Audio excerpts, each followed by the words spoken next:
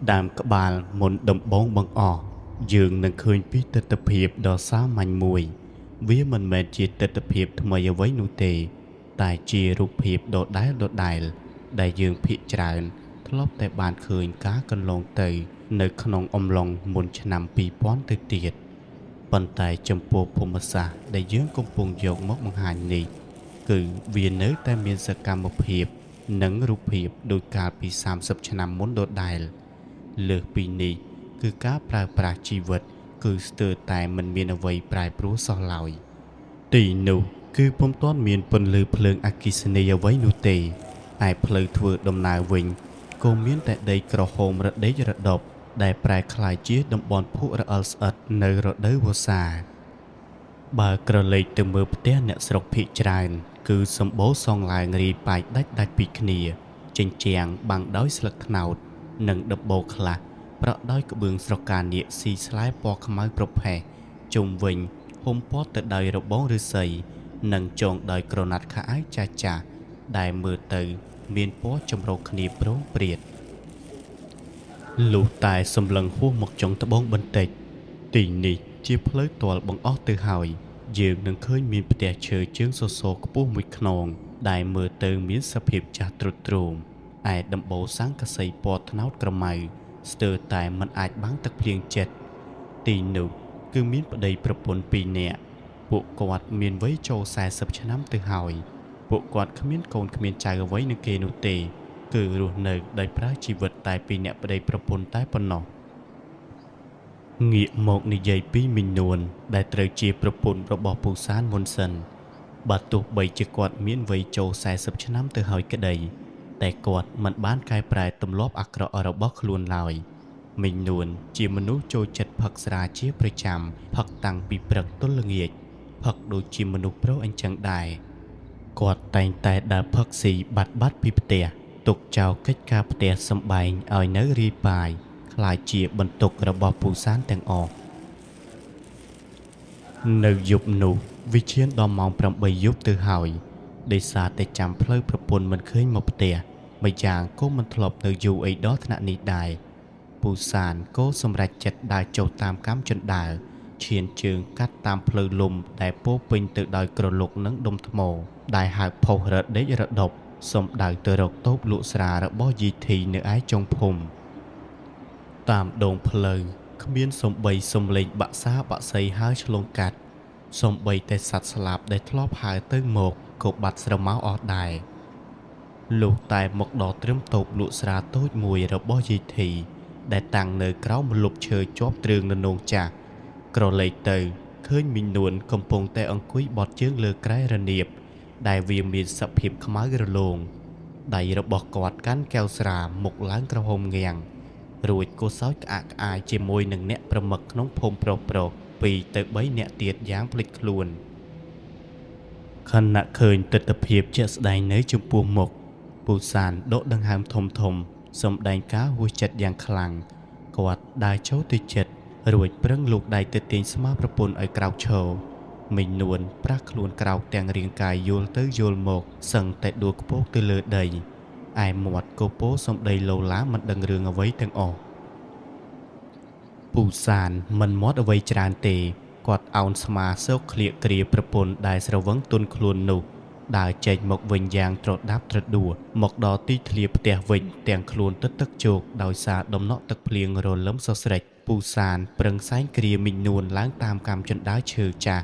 ได้ลวนโซเกรกระติดรอลเปได้จอนสังกอดมาดงกอดตมเละคลวนประปนตือเลือกันเตจ่าได้กราลเนื้อกันดาเตียมินนวลได้สระวังตุนใดบานเตรียมแต่ได้ปรักคลวนแต่งหมดระโอระตอมขมิ้นดามขมิ้นจองมันดังสมใบแต่คลวนไอหมกดอกเตี้ยพงนุขณะได้เกลียมินนวลหมกดอกเลือบเตี้ยหอยปูซานก็บ้านสได้บัดตัวย่างจัดได้เนื้อยุบนุได้ระบอกกวาดกำปงจะเปลี่ยนการปีจงเกียงบันไดหยอกหมอกบรรเตาะเลียบเลือคลวนมินนวลบันไดดำใบกอกจอลมนนังยืเยธาเอาเวียละมมเตอร์นูเนยอันขมาเกนนะบ่าวปิบะเปกเตงงอกไปบาดเตยอันทนหนักเวยสดีบรรโตบานแต่ปนเนไม่ยั้งก็ออกกำลังตั้งพิทงไงพง ពូសានក៏ប្រាក់ខ្លួនដេកលក់បាត់ទៅដែរទៅលុះតែដល់ម៉ោងប្រហែលជា5ទៀបភ្លឺខណៈដែលមេឃនៅតែងងឹតស្លុបមើលតែគុំព្រៃគុំស្មៅក្បែរផ្លូវសឹងមិនយល់ពូសានក៏ប្រប្រាស់ខ្លួនក្រៅពីដំណេកបំណងរៀបចំប្រដាប់ប្រដានិងទាញពូថៅដើម្បីចេញទៅកាប់អុសដូចសពមួយដងប៉ុន្តែ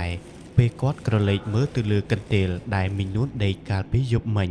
ស្រាប់តែឃើញតែកន្ទេលទទេស្អាតគ្មានស្រមោលមីនួននៅទីនោះទៀតឡើយឃើញដូចនេះគាត់ក៏ប្រញាប់ដើរចុះតាមកម្មជណ្ដើរជាមួយឯមាត់ក៏ស្រែកហៅជាប់មិនដាច់និងមើលតាមទីធ្លាក្រោមផ្ទះតែគ្មានឃើញសំបីតែស្នាមជើងអ្វីដែលចម្លែកនោះគឺទ្វាររបងមុខផ្ទះក៏ត្រូវបានបើកចំហចោលឯស្បែកជើងផ្ទាត់ចាស់របស់មីនួនក៏ត្រូវបាត់ទៅជាមួយដែរពូសានឈរត្រឹងទាំងសេចក្តីងឿងឆ្ងល់ក្នុងចិត្តព្រោះជាប្រចាំមីនួនមិនដែលក្រៅពីដំណេកមុនគាត់ម្ដងណាឡើយម្យ៉ាងទៀតយប់មិញក៏ស្រវឹងខ្លាំងទៀតផងការដែលឃើញមីនួនក្រៅពីដំណេកលឿនដូចឆ្នេះពូសានក៏និយាយរអ៊ូរទាំតែម្នាក់ឯងថាអេហេលឿនណាស់តាព្រលឹមមិនតាន់ទេបាត់ទៀតហើយនួនអើយនិយាយរួចពូសានងាកខ្លួនដើរតម្រង់ទៅទាញយកពូថៅនិងចំណងខ្សែចាស់ៗដែលទុកឯបក្បែរគល់សសររួចក៏បោះជំហានកាត់ភាពងងឹតអាប់នៃព្រឹកព្រលឹមនិងចេញដំណើរឆ្ពោះទៅព្រៃដើម្បីកាប់អុសតាមទម្លាប់របស់គាត់ពេលវេលាចេះតែរំកិលទៅមុខយ៉ាងស្ងៀមស្ងាត់រហូតទាល់តែពេលល្ងាចយ៉ាងលឿនលុះតែប្រហែលជាម៉ោង5ល្ងាចទើបឃើញស្រមោលពូសានដើរត្រឡប់មកវិញស្របពេលជាមួយគ្នាមេឃក៏ចាប់ផ្ដើមស្រទុំខ្មៅអាប់អួលបញ្ចុះភាពងងឹតមកគ្របដណ្ដប់ពេញទីធ្លាបណ្ដើពូសានដែលសែមជោគដោយញើសនិងប្រឡាក់សុទ្ធតែធូលីដីពេញខ្លួនបានឈានជើងចូលមកដល់មុខផ្ទះភ្លាមភ្នែករបស់គាត់ក៏ប្រញាប់រំពៃមើលទៅលើផ្ទះនិងទីធ្លាជុំវិញសិនក្រែងលោឃើញស្រមោលប្រពន្ធរបស់គាត់ត្រឡប់មកវិញប៉ុន្តែសភាពផ្ទះនៅតែងងឹតស្លុបគ្មានពន្លឺភ្លើងគ្មានសំឡេងមនុស្សអ្វីគ្រប់យ៉ាងគឺស្ងាត់ខុសប្រក្រតីដែលធ្វើឲ្យពូសានចាប់ផ្ដើមងឿងឆ្ងល់មួយកម្រិតទៀតពូសានទម្លាក់របស់របរនិងពូថៅទុកមួយកន្លែងគៀនជើងសសរផ្ទះរួចក៏ស្រួតទាញឆ្នាំងយកមកដាក់ដាំបាយយ៉ាងប្រញាប់ប្រញាល់គាត់បានរៀបចំកិច្ចការផ្ទះគ្រប់សពបែបយ៉ាងអស់ទៅហើយកូននៅតែមិនទាន់ឃើញមីនួនត្រឡប់មកវិញទៀតពេលវេលាចេះតែអស់បន្លាយរហូតដល់ម៉ោង9យប់ទៅហើយមេឃក៏ចេះតែងងឹតខ្លាំងទៅគឺងងឹតស្លុបខ្លាំងជាងរាល់ដងទៅទៀតឯបរិយាកាសក៏បានប្រែជាស្អុះស្អាប់ខុសពីធម្មតាមេឃស្ងាត់ជ្រងំចូលមកគ្របដណ្ដប់ធ្វើឲ្យពូសានចាប់ផ្ដើមនឹកឆ្ងល់និងបារម្ភកាន់តែខ្លាំងឡើងព្រោះទោះបីជាមីនួនផឹកស្រាជោគជាំយ៉ាងណាក្តីក៏មិនដែលបាត់មុខពេញមួយថ្ងៃរហូតដល់បាត់យប់ជ្រៅដល់ថ្នាក់នេះដែរអត់ទ្រាំនឹងការអង្គុយចាំលេងបានគាត់ក៏សម្រេចចិត្តទាញពិលយកមកបំភ្លឺរួចបោះជំហានវឺតដើរកាត់ទីធ្លាក្រោមផ្ទះដើម្បីចេញទៅរកកណ្ដាលភូមិទាំងយប់និងបានសួរនាំគេឯងពូសានដើរបញ្ចាំងពិលកាត់តាមផ្លូវលំរហូតទៅដល់កន្លែងតូបលក់ស្រានៅឯចុងភូមិដែលមីនួនឧស្សាហ៍មកអង្គុយផឹកនោះមុនគេលុះទៅដល់តូបលក់ស្រាក៏ត្រូវបានបិទទ្វាรงងឹតឈឹងទៅហើយគាត់មិនបងអង្គក៏ស្រែកហៅម្ចាស់ផ្ទះនិងអ្នកភូមិដែលនៅក្បែរនោះពីខាងក្រៅទៅព្រោះដើម្បីសួររកប្រពន្ធរបស់គាត់អ្នកភូមិ3ទៅ4នាក់បានបើកទ្វារចេញមកទាំងមុខងងុយដេកខណៈនោះចម្លើយដែលពូសានទទួលបានគឺធ្វើឲ្យគាត់កាន់តែពាំងស្មារតីព្រោះអ្នកភូមិគ្រប់គ្នាគឺគ្មាននរណាម្នាក់បានឃើញស្រមោលមីនួនមកនោះទេគឺតាំងពីព្រឹកព្រលឹមមកម្លេះសូម្បីតែអ្នកចូលចិត្តផឹកស្រាជាប្រចាំជាមួយគាត់នោះក៏ប្រាប់ថាពេញមួយថ្ងៃនេះគឺអត់ឃើញមីនួនមកក្បែរតូបស្រានេះសោះឡើយគ្រាន់តែឮប្រយោគទាំងនេះភ្លាមពូសានក៏កាន់តែមានចិត្តមិនស្រណុកបើទោះបីជាមិនទាន់ដឹងថាមានរឿងអ្វីឲ្យច្បាស់ក៏ដោយគាត់ងាកឆ្វេងងាកស្ដាំភ្នែកសម្លឹងទៅរកផ្លូវងងឹតខាងមុខនិងរអ៊ូតិចថាវាប្លែកណាស់តើប្រពន្ធគាត់បាត់ទៅណារហូតពេញមួយថ្ងៃមួយយប់បែបនេះហើយសួររកគេគ្រប់គ្នាក៏គ្មាននរណាឃើញសំបីតែម្នាក់ទៀត លោកកាត់មកដល់ព្រឹកស្អែកបន្ទាប់ព្រះអាទិត្យរៀបនឹងបាំងដោយពពកស្រទុំខ្មៅពូសានមិនបានចេញទៅកាប់អូសដូចសមមួយដងឡើយគាត់បន្តដើររកប្រពន្ធរបស់គាត់និងសួរនាំអ្នកភូមិបន្ថែមពីផ្ទះមួយទៅផ្ទះមួយក្រែងលោមាននរណាម្នាក់បានឃើញឬដឹងដំណឹងពីមីងនួនគាត់សួរនាំទាំងចាស់ទាំងក្មេងនិងអ្នកចំការនានាប៉ុន្តែចម្លើយដែលគាត់ទទួលបានមកវិញដដែលគឺគ្មាននរណាម្នាក់បានឃើញស្រមោលមីងនួននោះឡើយអ្នកភូមិខ្លះបានត្រឹមតែដកដង្ហើមធំសម្ដែងការបារម្ភឯខ្លះទៀតគោចាប់ផ្ដើមខ្សឹបខ្សៀវគ្នាទាំងងឿងឆ្ងល់ព្រោះមនុស្សដើរផឹកដើរស៊ីរាល់តែថ្ងៃស្រាប់តែបាត់ខ្លួនឈឹងគ្មានតម្រុយបែបនេះវាពិតជាចម្លែកខ្លាំងណាស់រំលងផុតទៅបានមួយយប់ទៀតពេលវេលាអស់បន្លាយចូលមកដល់រយៈពេល3ថ្ងៃពេញទៅហើយដែលបានបាត់មីងនួនរកមិនឃើញភាពស្ងាត់ជ្រងំចូលមកគ្របដណ្ដប់បរិវេណផ្ទះឯពូសានកំពុងអង្គុយលើកាំជណ្ដើរឈើចាស់ម្នាក់ឯងទឹកមុខស្រពាប់ស្រពោនពោពេញទៅដោយភាពអស់សង្ឃឹមព្រោះគាត់អស់តម្រេះអស់វិធីក្នុងការតាមរកប្រពន្ធរបស់គាត់ទៀតគាត់បានដើរសួរនាំអ្នកភូមិស្ទើរតែគ្រប់គ្នាទៅហើយកូននៅតែមិនមាននរណាម្នាក់បានឃើញស្រមោលមីងនួនដែរលុះដល់ម៉ោងប្រហែលជា3រសៀលខណៈដែលអ៊ំប្រុសចំណាស់ម្នាក់គាត់បានដើរកាត់មាត់ស្ទឹងនៅឯចុងភូមិដើម្បីរកគោរបស់គាត់ដែលបានបាត់តាំងពីព្រឹកខណៈនោះភ្នែករបស់គាត់ក៏ស្រាប់តែរំពៃទៅប្រទះឃើញរូបរាងមនុស្សស្រីម្នាក់ដែលកំពុងតែអណ្ដែតទឹកលំលឹមត្រង់ក្បែរកំពតព្រៃមាត់ច្រាំងឃើញទស្សនភាពនៅចំពោះមុខបែបនេះអ៊ំប្រុសក៏បោះជំហានដើរចុះតាមជម្រាលដីមាត់ស្ទឹងបន្តិចម្ដងដើម្បីទៅបើកមើលរូបរាងនោះឲ្យច្បាស់សិនមុននឹងប្រកាសទៅប្រាប់អ្នកភូមិឲ្យបានដឹងគ្រប់គ្នាពេលចុះទៅដល់ក្បែរគាត់បានយកចុងឫស្សីដើម្បីលូកទៅឆ្កឹះបង្វែរសពនោះឲ្យផ្ងាឡើងមកគ្រាន់តែរាងកាយនោះត្រឡប់មកភ្លាមអ៊ំប្រុសភ្ញាក់ខ្លួនព្រឺតទន់ជង្គង់ដួលខ្ពស់ទៅលើដីព្រោះអ្វីដែលគាត់បានឃើញយ៉ាងច្បាស់នោះគឺជាផ្ទៃមុខស្លេកលឿងគ្មានឈាមនោះគឺជាមីងនួនដែលពេលនេះគាត់បានស្លាប់បាត់ទៅហើយមិនយូរប៉ុន្មានអ៊ំប្រុសក៏នាំរឿងនេះទៅប្រាប់ពូសានភ្លាមកាលបើបានដឹងដំណឹងនេះហើយពូសានបានស្រូតមកដល់កន្លែងកើតហេតុខណៈដែលឃើញមីងនួននៅចំពោះមុខគាត់ហើយពូសានក៏ស្រែកយំយ៉ាងខ្លាំងរត់ស្ទុះទៅស្រង់សពប្រពន្ធពីក្នុងទឹកទាំងចិត្តសោកសង្រេងបំផុតទិដ្ឋភាពនៅចំពោះមុខធ្វើឲ្យអ្នកគ្រប់គ្នាព្រឺសម្បុរខ្ញារាងកាយមីងនួនឆ្លេកស្លាំងរាងហើមបន្តិចដោយទំនងគាត់បានស្លាប់តាំងពីថ្ងៃដែលបាត់ចេញពីផ្ទះនោះមកម្លេះអ្នកភូមិម្នាក់ប្រឹងអើតមើលមុខមីងនួនបន្តិចរួចក៏ដកដង្ហើមធំនិងបាននិយាយថាអាណិតវាណាស់ទើបតែផឹកជាមួយអញនឹងថ្ងៃមុនសពូសានយំសោកបោកខ្លួនអោបសពប្រពន្ធអ្នកភូមិបាននាំគ្នាយកមែកឈើមកធ្វើជាស្នែងរួចយកក្រណាត់សម្ពុតមករុំសាកសពមីងនួនដើម្បីសែងត្រឡប់មកភូមិវិញទាំងយប់ដងភ្លើងងងឹតស្លុបមានតែពន្លឺភ្លើងពិលតិចនិងសំឡេងយំសោករបស់ពូសានដែលអមដំណើររហូតមកដល់ភូមិពេលដែរយកសពមកដល់មុខផ្ទះសំឡេងឆ្កែព្រុសលូយ៉ាងទ្រហឹងអឹងកងកាត់ភាពងងឹតលាន់លឺរំពងពេញភូមិហាក់ដូចជាពួកវាបានសម្លឹងឃើញនឹងហេតុការណ៍អ្វីមួយចាស់ដែលនៅក្នុងភូមិដែលបានដឹងដំណឹងបានប្រញាប់ចេញមកប្រាប់ភ្លាមពួកគាត់ស្រែកបញ្ជាដាច់ខាតមិនឲ្យអ្នកណាសែងសពមីងនួនឡើងលើផ្ទះឡើយតាមជំនឿចាស់ដែលនៅក្នុងភូមិនេះសពដែលបានស្លាប់តៃហោងដោយគ្រោះថ្នាក់លង់ទឹកបែបនេះគឺពោពេញទៅដោយភាពសាហាវយំខ្នងបើយកឡើងលើផ្ទះនឹងនាំរឿងអពមង្គលឬវិញ្ញាណនោះនឹងទៅលងបន្លាចគ្រួសារមិនខានឡើយក្រុមអ្នកសែងទាំងប៉ុន្មានអ្នកក៏បាននាំគ្នាទម្លាក់សពចុះមកដីយឺតឯពូសានក៏មិនហ៊ានមាត់ប្រកែកបានត្រឹមតែឈរយំខ្សឹបខ្សួរស្ដាប់ការចាត់ចែងរបស់ចាស់តែប៉ុណ្ណោះទីបំផុតពួកគេក៏សម្រេចចិត្តយកសពទៅតម្កល់លើក្រែរនាបឫស្សីចាស់មួយដែលនៅក្រោមផ្ទះផ្នែកខាងក្រោយ ដើម្បីរងចាំការចាត់ចែងរៀបចំធ្វើពិធីបុណ្យទៅតាមប្រពៃណីបន្តទៀតនៅឯបរិយាកាសក្រោមផ្ទះដ៏ងងឹតនោះមនុស្សប្រុសប៉ុន្មាននាក់បានជួយគ្នាយកក្រណាត់សូមួយផ្ទាំងធំ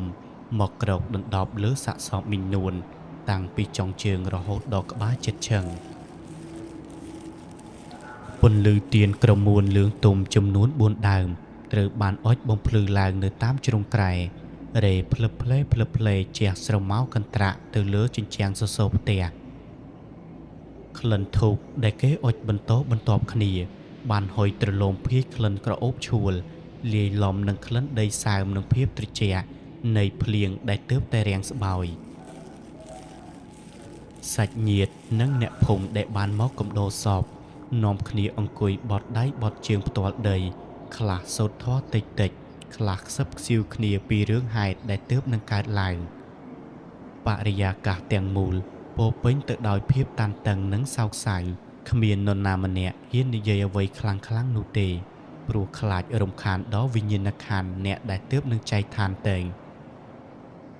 នៃគ្រប់គ្នាដែលតែងតែលួចដៀងសំឡឹងទៅមើលរាងកាយដែលដេកត្រដឹងភ្លឹងក្រោមក្រណាត់សូរនោះជានិច្ចមិនយូរប៉ុន្មានលោកតាអាចារ្យប្រចាំភូមិ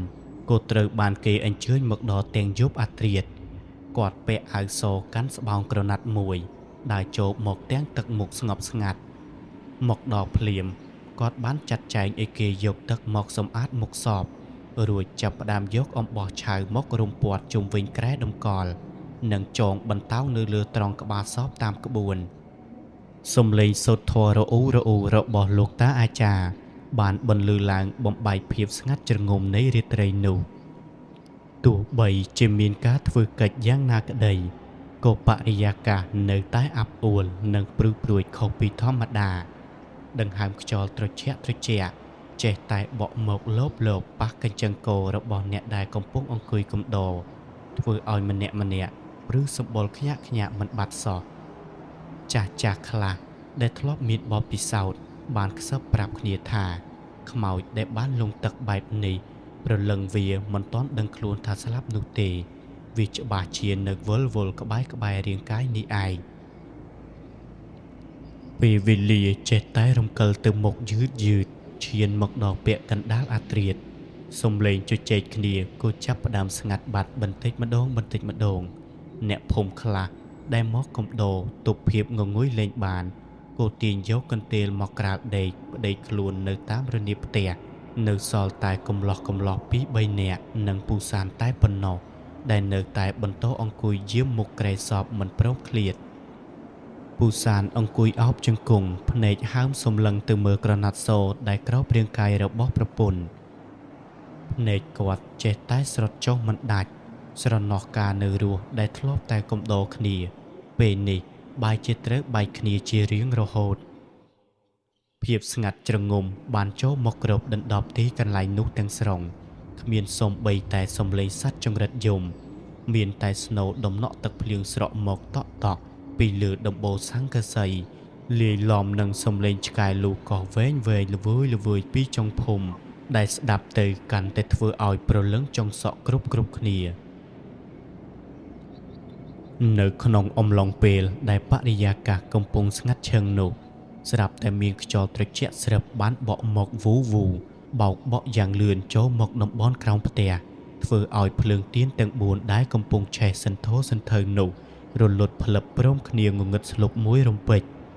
ពូសាននិងកំឡោះដែលកំពុងអង្គុយកំដរភ្ញាក់ខ្លួនព្រឺតព្រមគ្នាស្ទុះរាវរកដកេះនិងពិលយ៉ាងប្រញាប់ប្រញាល់ក្នុងភាពងងឹតដែលសឹងតែមើលម្រាមដៃខ្លួនឯងមិនឃើញនោះពូសានមានអារម្មណ៍ថាដង្ហើមខ្យល់ត្រជាក់នោះហាក់ដូចជាកំពុងតែផ្លុំមុខគាត់ផ្ទាល់ទើបតែនឹងបញ្ឆេះដេកកេះបំភ្លឺទៀនបានមួយដើមឡើងវិញប៉ុណ្ណោះពន្លឺភ្លើងលឿងទុំក៏ជះទៅប៉ះនឹងរូបរាងមីងនួនគ្រាន់តែក្រឡេកមើលទៅភ្លាមភ្នែកពូសានក៏បើកធំពេលសង្កេតឃើញក្រណាត់ដែលគ្របដណ្ដប់សពមីងនួននោះហាក់ដូចជាមានខ្យល់ប៉ោងឡើងលើតិចនៅត្រង់ផ្នែកទ្រូងគឺយល់ចុះយល់ឡើងហាក់ដូចជាមានមនុស្សកំពុងតែដកដង្ហើមគាត់ខំទប់អារម្មណ៍ភ័យខ្លាចគិតបន្លប់ខ្លួនឯងថា ប្រហែលជាមានខ្យល់មកប៉ះទើបធ្វើឲ្យវាកម្រើកបែបនេះប៉ុន្តែការគិតបន្លប់ខ្លួនឯងរបស់ពូសានមិនបានយូរប៉ុន្មានទេគ្រាន់តែអុជទៀនបានភ្លឺគ្រប់ជ្រុងវិញភ្លាមសំឡេងដកដង្ហើមធំមួយយ៉ាងច្បាស់បានបន្លឺឡើងខ្សាកចេញពីក្រោមក្រណាត់សនោះតែម្ដងសំឡេងនោះស្ដាប់ទៅហាក់ដូចជាមានមនុស្សដែលនឿយហត់អស់កម្លាំងខ្លាំងលាន់ចេញមកច្បាស់ក្បែរត្រចៀកពូសាននិងអ្នកអង្គុយក្បែរនោះភ្លាមគ្រប់គ្នាឡើងព្រឺសម្បុរខ្ញា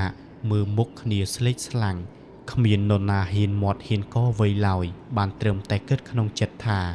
វិញ្ញាណមីងនួនច្បាស់ជាមិនទាន់ទៅណាឆ្ងាយនោះទេកំឡោះពីអ្នកដែលកំពុងអង្គុយកំដរនោះចាប់ផ្ដើមរំកិលខ្លួនថយក្រោយយឺតចេញមកពីក្រែសពឯពូសានក៏ចាប់ផ្ដើមប្រណម្យដៃសូត្រធម៌ក្នុងចិត្តទាំងបបោមាត់ញ័រទៅត្រើតទោះបីជាស្រឡាញ់ប្រពន្ធប៉ុណ្ណាក៏ដោយនៅពេលដែលឃើញហេតុការណ៍ចម្លែកផ្ទាល់ភ្នែកបែបនេះគឺក្តីភ័យខ្លាចក៏ចូលមកគ្របដណ្ដប់អារម្មណ៍ទាំងស្រុងដែរព្រោះពេលនេះមីងនួនលែងជាមនុស្សដូចពីមុនទៀតហើយលុះពេលវេលាបានរំកិលចូលមកដល់ម៉ោងប្រហែលជា3ទៀបភ្លឺយុវជនម្នាក់ឈ្មោះថាបងអាតដែលត្រូវជាក្មួយប្រុសបង្កើតរបស់មីងនួននោះហើយបានមកជួយកំដរសពតាំងពីល្ងាចនោះបានប្រាស់ខ្លួនងើបពីកន្ទេលដែលក្រាតដេកនៅលើផ្ទះគាត់ទាញយកពិលយកមកចុចបើកភ្លើងរួចឈានដើរយឺតចុះមកខាងក្រោមព្រោះតែអត់ទ្រាំនឹងការឈឺពោះចង់ចូលបន្ទប់ទឹកលេងបានកម្មចិនដើរឈើចាស់លាន់សូរក្រាកតិចរាល់ពេលដែលបាតជើងរបស់គាត់ជន់សង្កត់ចុះឡើងចូ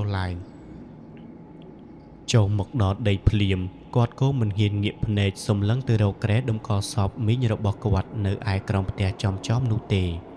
គាត់អោនមុខសម្លឹងមើលតែពន្លឺពិលនៅលើដីរួចបោះជំហានវឺតកាត់ទីធ្លាផ្ទះ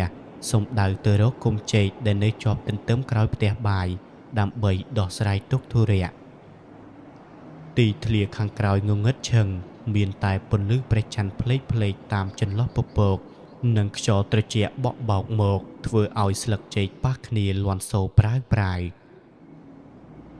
ខណៈពេលដែលបងអាតកំពុងតែឈរនោះក្បែរគុំចេកនោះស្រាប់តែត្រជាក់គាត់លាន់ឮសំឡេងទឹកស្រក់តក់និងស្នូជើងដើរឈូសឆាយលើស្លឹកឈើងាប់បន្លឺឡើងពីក្រោយខ្នងរបស់ខ្លួនចម្ងាយមិនដល់ប៉ុន្មានម៉ែត្រនោះទេគាត់ប្រញាប់ប្រមូលស្មារតីងាកក្បាលបញ្ចាំងពិលមើលភ្លាមគ្រាន់តែពន្លឺវាសទៅប៉ះស្រាប់តែគាត់បានឃើញស្រមោលមនុស្សស្រីម្នាក់ស្លៀកសំពត់ពណ៌ក្រមៅឈរទម្លាក់សក់វែងគ្រប់មុខនៅក្បែរអណ្ដូងទឹករាងកាយនោះសើមជោកទឹកកំពុងតែស្រក់ចុះពីចុងសក់និងជាយអាវតក់ធ្លាក់មកលើដីបងអាតប្រឹងបើកភ្នែកសម្លឹងមើលឲ្យច្បាស់គិតស្មានថាប្រហែលជាមានអ្នកភូមិណាមកដងទឹកទាំងកណ្ដាលអាធ្រាត្រតែគួរឆ្ងល់ថាម៉ោងប៉ុណ្ណេះទៅហើយមាននរណាមកឈរហាភ្លៀងទៅជាក់ស្រាប់បែបនេះនោះស្រមោលនោះឈរស្ងៀមត្រឹងមិនមានចលនាសំបីតែបន្តិចធ្វើឲ្យអារម្មណ៍បងអាតចាប់ផ្ដើមភ័យបន្តិចម្ដងកំពុងតែឈររារែកស្រមោលនោះគោចាប់ផ្ដើមងាកមុខយឺតមកកាន់គាត់ពន្លឺពិលបានបង្ហាញឲ្យឃើញផ្ទៃមុខដ៏ស្លេកស្លាំងស្បែកហើមបន្តិចភ្នែកទាំងគូបើកធំសម្លឹងមកចំគឺគ្មាននរណាផ្សេងក្រៅតែពីមីងនួនដែលទើបតែនឹងស្លាប់នោះឯងបងអាតភ័យរន្ធត់រឹងខ្លួនបោះជំហានលេងរួចស្រាប់តែមាត់ដ៏ស្លេកនោះក៏ហើបឡើងបន្លឺជាសំឡេងស្អកខ្សាក់មកថាអាតអើយមីងរងាណាស់ក្មួយគ្រាន់តែឮប្រយោគនេះភ្លាមបងអាតបាត់ស្មារតីទាំងស្រុងគាត់ស្រែករោយ៉ាងខ្លាំងមួយទំហឹងរួចក៏រត់បាត់ជើងសូព្រាតមកកន្លែងកំដរសពវិញតែរត់មិនទាន់ទាំងបានប៉ុន្មានជំហានផងក៏ជំពប់ជើងដួលបោកក្បាលទៅនឹងដីសន្លប់បាត់ស្មារតីលែងដឹងខ្លួននៅទីនោះតែម្ដងសំឡេងស្រែកយ៉ាងរន្ធត់របស់បងអាតបានដាស់អ្នកភូមិនិងចាស់ដែលកំពុងដេកលក់នៅលើផ្ទះឲ្យភ្ញាក់ផ្អើលឆោឡោឡើងព្រមគ្នាពួកគាត់នាំគ្នាកាន់ពិលចុះមកក្រោមយ៉ាងប្រញាប់ប្រញាល់ឃើញបងអាតកំពុងដេកសន្លប់ស្ដុកស្ដឹងនៅលើដីតែម្នាក់ឯងគ្រប់គ្នា រស់រាន់គ្រាបងអាចយកមកដាក់លើក្រែខ្លះទាញប្រេងខ្យល់យកមកលាបខ្លះកោសខ្យល់ឲ្យគាត់ទាស់តែដឹងខ្លួនឡើងមកវិញ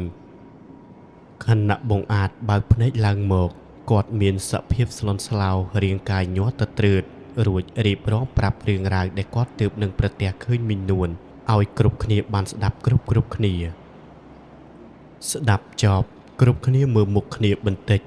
គ្មាននរណាហ៊ាននិយាយអ្វីចេញមកទេដឹងច្បាស់ក្នុងចិត្តរៀងខ្លួនថាប្រលឹងមីនួនមិនទាន់ទៅណាទេគឺនៅវីវលលងក្បែរផ្ទះនេះឯងក្តីភ័យខ្លាចបានរៀលដាលពេញអារម្មណ៍របស់អ្នកភូមិយប់នោះលែងមាននរណាហ៊ានបិទភ្នែកដេកទៀតហើយគ្រប់គ្នាតែងតែងាកមើលមុខក្រោយដោយការប្រុងប្រយ័ត្នដោយសារតែការភ័យខ្លាចចំពោះការលងបន្លាចដែលទើបនឹងកើតមានឡើងលុះព្រឹកព្រលឹមឡើងក្រុមគ្រួសារមីនួនព្រមទាំងអ្នកភូមិនិងលោកតាអាចារ្យបានប្រជុំគ្នាហើយសម្រេចចិត្តមិនទុកសពមីនួនយូរថ្ងៃទៀតទេគឺពួកគាត់ត្រូវតែរៀបចំបូជានៅត្រឹមល្ងាចនោះតែម្ដងដើម្បីកុំឲ្យវិញ្ញាណនៅតោងទាមបង្កការភ័យខ្លាចម្ដងទៀតខណៈនោះបរិសក្នុងភូមិមានកម្លាំងមាំមួនបានប្រញាប់ប្រញាល់កាប់ឈើវាយតម្រឹងធ្វើជាមឈូសយ៉ាងសាមញ្ញមួយរួចចាត់ចែងអ្នកខ្លះទៀតឲ្យទៅកាប់អុសរៀបចំធ្វើជាកន្លែងបូជានៅឯដីវាលចុងភូមិឯណោះព្រោះมันអាចដង្ហែយកទៅបូជានៅឯវត្តដែលនៅឆ្ងាយបានឡើយខ្លាចមានរឿងហេតុការណ៍តាមផ្លូវណាមួយសកម្មភាពរៀបចំពិធីសពប្រព្រឹត្តទៅយ៉ាងតក់ក្រហល់ភាពតានតឹងនិងការភ័យព្រួយនៅតែញោមញីអារម្មណ៍អ្នកចូលរួមគ្រប់គ្នាព្រោះតែមេឃថ្ងៃនេះហាក់ដូចជាងងឹតស្រទុំរៀបនឹងភ្លៀងម្ដងទៀត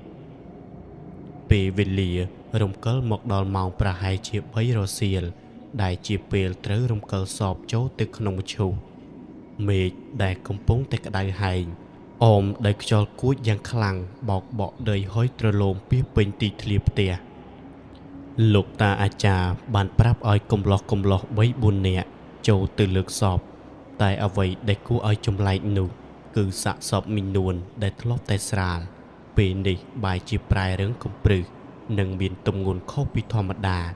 រហូតតតែប្រុសកំឡោះ3-4នាក់នោះលើកសឹងតែមិនរួចតតែបន្ថែមមនុស្ស 2-3 នាក់ទៀតសរុប6នាក់ទើបអាចសែងទាញលើកបញ្ចូលទៅក្នុងមឈូសបានយ៉ាងត្រដាប់ត្រដួសគ្រប់គ្នាដែលចូលលើកសពបែកញើសប៉ុនក្របពោតមិនមែនមកពីក្តៅទេតែមកពីភាពតានតឹងនិងទម្ងន់ដ៏ចម្លែកនៃរាងកាយមីនួននេះឯងម៉ោងប្រហែលជា4ល្ងាចក្រុមសាច់ញាតិនិងអ្នកសែងមឈូសបានចាប់ផ្ដើមដង្ហែសពបោះជំហានយឺតឆ្ពោះទៅកាន់ទីវាលបូជាពេលទៅដល់លោកតាអាចារ្យបានធ្វើពិធីមួយយ៉ាងយូរទើបអនុញ្ញាតឲ្យគេតម្កល់មឈូសលើគំនរអុសរួចចាប់ផ្ដើមអុជភ្លើងបូជាអណ្ដាតភ្លើងពណ៌ក្រហមបានឆេះសន្ធៅឡើងលេបត្របាក់គំនរឈើលាន់សោប្រេះប៉ុន្តែក្នុងខណៈដែលភ្លើងកំពុងតែឆេះខ្លាំងនោះស្រាប់តែមានសំឡេងស្រែកធ្ងរនិងស្នូរគោះក្តារតូកលាន់ចេញពីខាងក្នុងមឈូសមកកាត់សំឡេងភ្លើងឆេះយ៉ាងច្បាស់អ្នកចូលរួមដែលកំពុងឈរមើលពួកគាត់មានអារម្មណ៍មិនសូវស្រួលក៏បែកខ្នងថយក្រោយរៀងខ្លួនបន្តិចខ្លះបិទត្រចៀកមិនហ៊ានស្ដាប់ខណៈនោះលោកតាអាចារ្យបានស្រែកប្រាប់ថាវាជារឿងធម្មតាទេនៅពេលដែលសរសៃសាច់ត្រូវកម្ដៅភ្លើងវានឹងរួញកន្ត្រាក់ធ្វើឲ្យមានសំឡេងបែបនេះកុំឲ្យមានការភ័យខ្លាចអីទោះជាយ៉ាងនេះក្តីក៏ភាពមិនស្រួលអារម្មណ៍នៅតែដកជាប់ក្នុងចិត្តអ្នកភូមិគ្រប់គ្នាដែរក្រោយពិធីបុណ្យសពបានបញ្ចប់សពគ្រប់អ្នកភូមិរំពឹងគិតថារឿងរ៉ាវដ៏អាក្រក់ទាំងនេះនឹងបានស្ងប់ស្ងាត់ទៅវិញវិញ្ញាណមីនួនច្បាស់ជាបានទៅកាន់សុគតិភពហើយប៉ុន្តែវាគ្រាន់តែជាការចាប់ផ្ដើមនៃរឿងរ៉ាវដ៏រន្ធត់បន្ទាប់ទៀតប៉ុណ្ណោះពីថ្ងៃក្រោយមកបន្ទាប់ពីបូជានៅខណៈវេលាយប់មួយយុវជនម្នាក់ឈ្មោះថាកុសល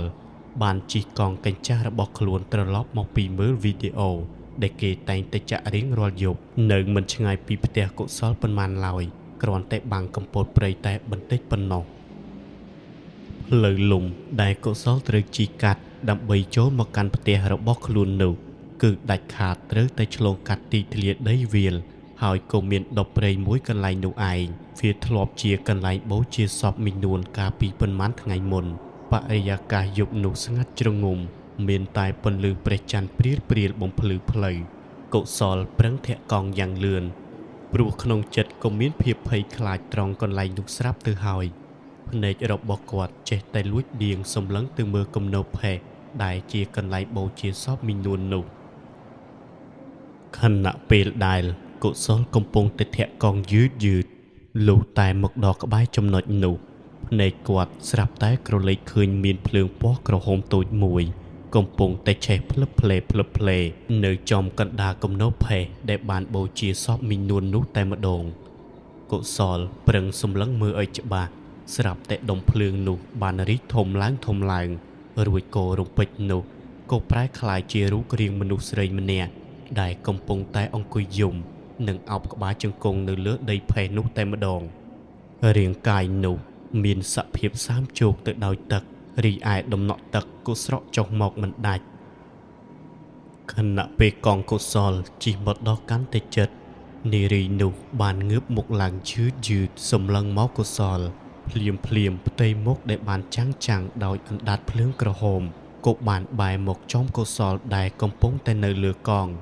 គឺផ្ទៃមុខរបស់មីងនួនដែលមានសភាពហើមប៉លខ្មៅមួយជំហៀងរីឯមួយជំហៀងទៀតមានសភាពខ្មៅខ្លោចដោយសារងងើកភ្លើងឆេះ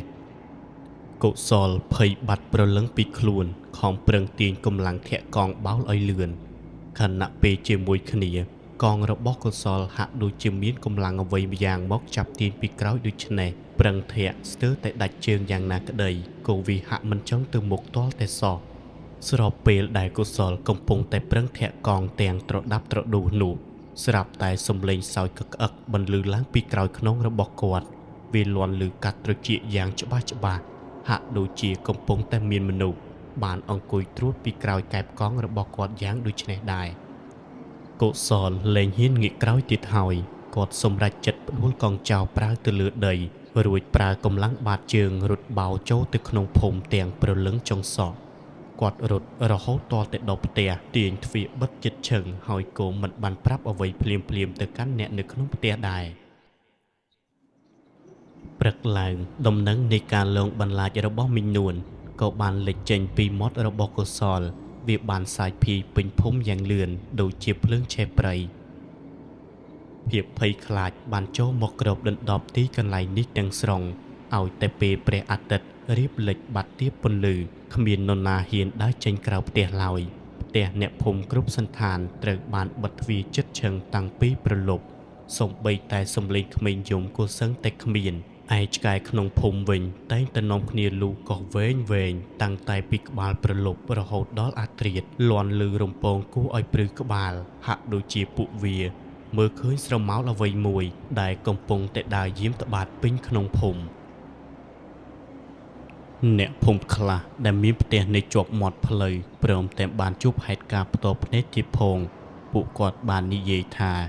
នៅពេលដែលមានឆ្កែលូម្ដងពួកគាត់បានលួចមើលតាមប្រហោងជញ្ជាំងក្តារ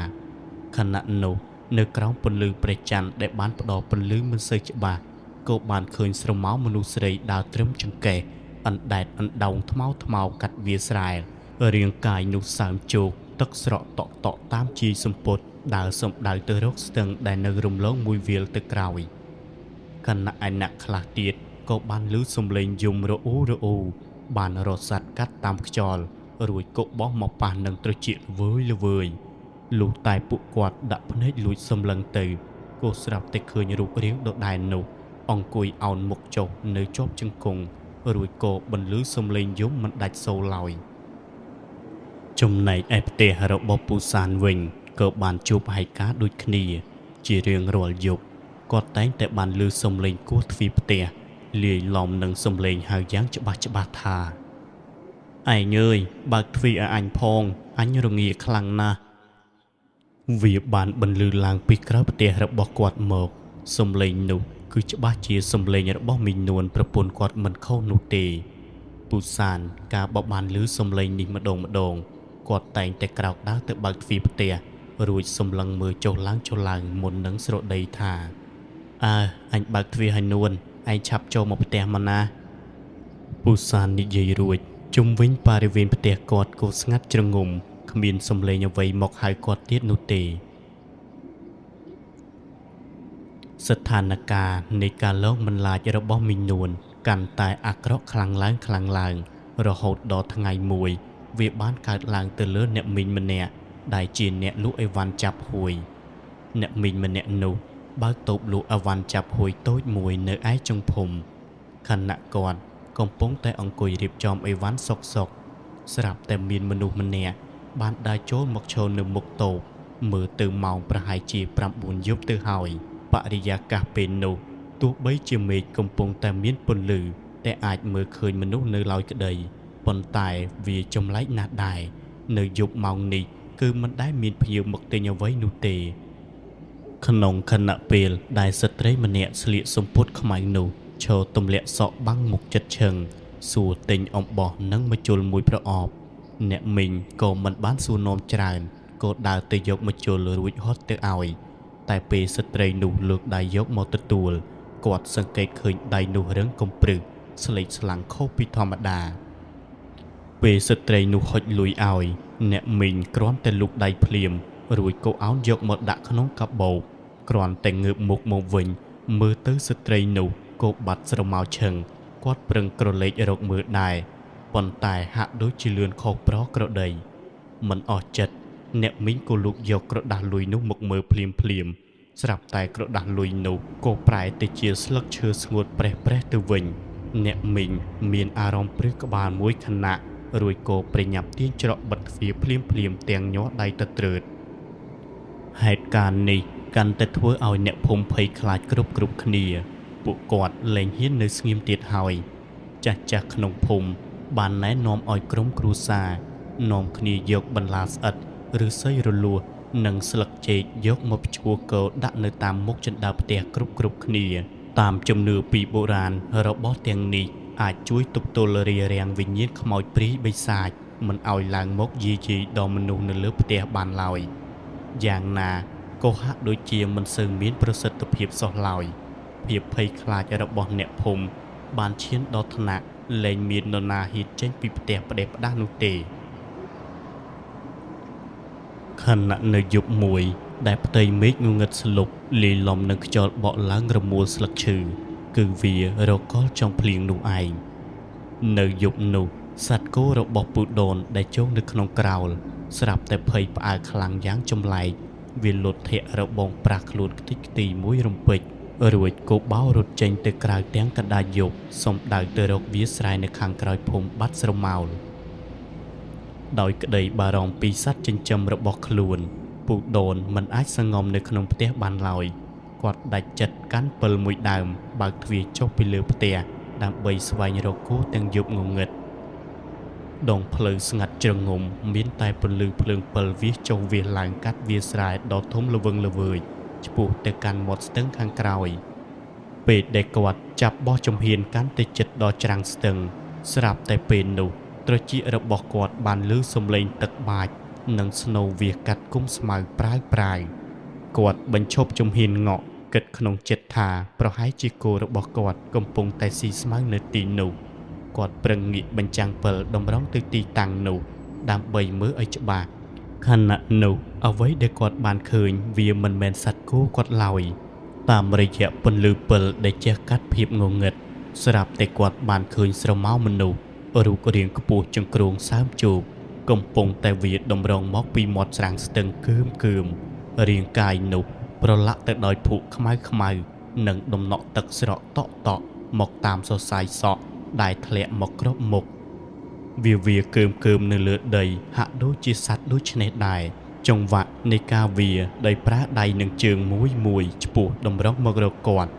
ពូដូនព្រឺសម្បុរខ្ញាដៃដែលកាន់ពិលញ័រទៅត្រើតពន្លឺពិលបានរាប៉ះចំផ្ទៃមុខរបស់ស្រមោលនោះធ្វើឲ្យគាត់ឃើញយ៉ាងច្បាស់ក្រឡែតនោះគឺជាមីនួនប៉ុន្តែផ្ទៃមុខនោះមានសភាពគួរឲ្យខ្លាចបំផុតម្ខាងស្លេកស្លាំងហើមប៉ោងឯម្ខាងទៀតមានស្នាមរលួយខ្លោច សាច់ខ្មៅខ្មៅលេចឡើងចេញឆ្អឹងដោយសារកម្ដៅភ្លើងឆេះភ្នែកទាំងគូសម្លឹងមកកាន់គាត់ឡើងក្រហមឆ្អៅរូបរាងមីងនួនបានវាលមករកគាត់កាន់តិចចិត្តដំណើរឯសំឡេងស្អូតស្អកក៏បន្លឺឡើងថាអ្នកដូនអើយជួយទៅប្រាប់ប្តីខ្ញុំផងខ្ញុំចង់ទៅនៅផ្ទះណាគ្រាន់តែលើប្រយោគមីងនួននិយាយចប់ភ្លាមពូដូនក៏រត់ចោលពិលត្រដាប់ត្រដួសកាត់វាស្រែទាំងយប់ដោយមិនខ្វល់ថាជន់អ្វីនោះឡើយខ្មោចមីងនួននៅតែបន្តដេញតាមពីក្រោយយ៉ាងប្រកិត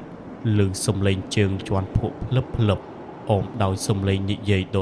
ដែលមកកាន់គាត់ធ្វើឲ្យពូដូនខំប្រឹងរត់យកតែប្រាស់អាយុសុំដៅទៅរកភ្លើងដែលនៅមិនឆ្ងាយពីទីនោះប៉ុន្មានវាគឺជាភ្លើងអំពូលដែលបានលេចឡើងចេញពីក្នុងបរិវេណវត្តមួយដែលនៅក្បែរនោះពូដូនប្រឹងបោះជំហានរត់យកតែប្រាស់អាយុជើងជន់បែកភក់ភឹបភឹបឯសំឡេងមីងនួនក៏ដេញតាមពីក្រោយកាន់តែខិតជិតមកគៀកនឹងកែងជើងរបស់គាត់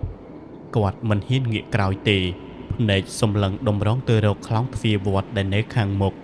គ្រាន់តែរាងកាយគាត់ស្ទុះផ្លោងចូលក្នុងផុតខ្លោងទ្វារវត្តភ្លាមស្រាប់តែសំឡេងយំក៏លាន់ឮពីក្រោយ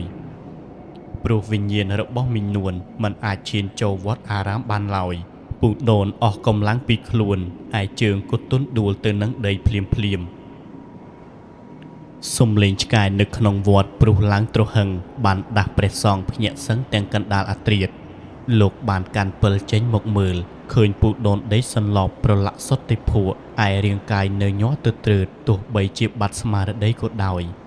ព្រះសង្ឃនិងក្មេងៗក្នុងវត្តប្រញាប់ប្រញាល់គ្រាគាត់យកទៅដាក់លើក្រែដែលនៅក្រោមកត់រួចលោកគ្រូចៅអធិការក៏បានយកទឹកមុនមកស្រោចប្រោះព្រំមួយសន្ទុះទើបអាការៈញ័រញាក់របស់គាត់បានស្ងប់ចុះតែគាត់នៅតែមិនទាន់ដឹងខ្លួននៅឡើយ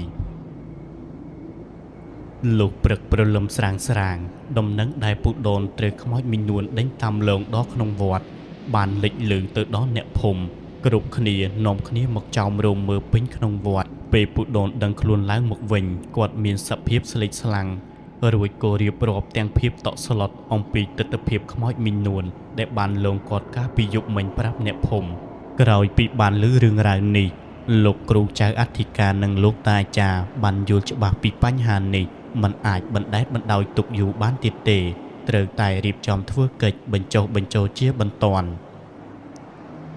មិនបង្អង់យូរលោកតាអាចារ្យបានចាត់ចែងឲ្យអ្នកស្រុករៀបចំគ្រឿងរណ្ដាប់សំណែនមួយចំនួននិងខ្សែអំបោះពណ៌សដើម្បីធ្វើពិធីហៅព្រលឹងនៅវេលារសៀលថ្ងៃដដែលព្រះសង្ឃ4អង្គរួមជាមួយចាស់ទុំក្នុងភូមិបានធ្វើដំណើរឆ្ពោះទៅកាន់ទីវាលក្បែរមាត់ស្ទឹងដែលជាទីតាំងកន្លែងមីងនួនបានស្លាប់និងជាកន្លែងបូជារាងកាយរបស់គាត់ទីនោះបរិយាកាសហាក់ប្រែស្រអាប់និងត្រជាក់ខុសពីធម្មតាព្រះសង្ឃបានចាប់ផ្ដើមធ្វើកិច្ចឡើងអមដោយការប្រោះព្រំទឹកមន្តជុំវិញបរិវេណនោះដំណាលគ្នាក៏ស្រាប់តែមានខ្យល់គួចបក់បោកយ៉ាងខ្លាំងធ្វើឲ្យគុំតិចផេះនិងស្លឹកឈើងាប់ដែលនៅទីនោះបានរសាត់ផោយឡើងលើខណៈលោកតាអាចារ្យបានស្រែកហៅឈ្មោះមីងនួនឲ្យមកទទួលមគ្គផលនិងកុំឲ្យនៅវីវល់តោងទាមបន្លាចគេឯងទៀតរំពេចនោះសំឡេងខ្សឹបខ្សួលយំសោកល្វើយបានបន្លឺឡើងតាមកម្លាំងខ្យល់រួចក៏រសាត់បាត់ទៅបន្តិចម្ដងរហូតដល់ស្ងាត់បាត់ឈឹងបន្សល់ទុកតែផ្សែងធូបដែលហុយទ្រលំឡើងលើអាកាសដើម្បីជាការបញ្ជាក់និងប្រាប់ទៅអ្នកភូមិកុំឲ្យខ្លាចទៀតលោកតាអាចារ្យបានយកខ្សែអំបោះសូត្រដែលបានឧបកិច្ចរួចរាល់យកទៅចងព័ទ្ធជុំវិញដើមឈើនិងទីតាំងនោះរួចចាប់តាំងពីពេលដែលធ្វើពិធីរួចមកប្រលឹងមីងនួនក៏លែងលេចមុខមកលោកម្លាចអ្នកភូមិឬគោះទ្វារពូសានទៀតឡើយឯភាពភ័យខ្លាចក៏បានរសាត់បាត់ទៅបន្សល់ទុកតែភាពស្ងប់ស្ងាត់និងសេចក្តីសុខសាន្តវិលត្រឡប់មកកាន់ភូមិជនបទនោះវិញ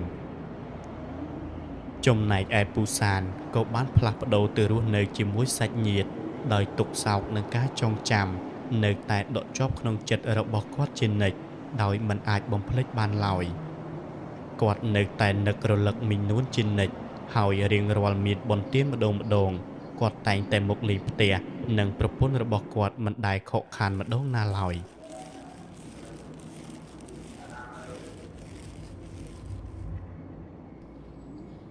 សាច់រឿងរបស់មីងនួនតាំងពីវិនិតិដំបូងរហូតដល់វិនិតិចុងក្រោយក៏ត្រូវបានបិទបញ្ចប់តែត្រឹមនេះជាចុងក្រោយក៏សូមខន្តីចំពោះរាល់ពាក្យពេចន៍ដែលនិយាយទៅពុំសមរម្យត្រង់ណានីមួយក៏សូមអភ័យទោសអំពីសំណាក់ប្រិយមិត្តអ្នកស្ដាប់គ្រប់គ្នាហើយក៏សន្យានឹងនាំសាច់រឿងថ្មីជាបន្តដើម្បីយកមកចែកជូនប្រិយមិត្តយើងសាជាថ្មីម្ដងទៀតពីខ្ញុំ Admin សាលាឆាន់ចាស់ក៏សូមអរគុណនិងសូមគោរពលា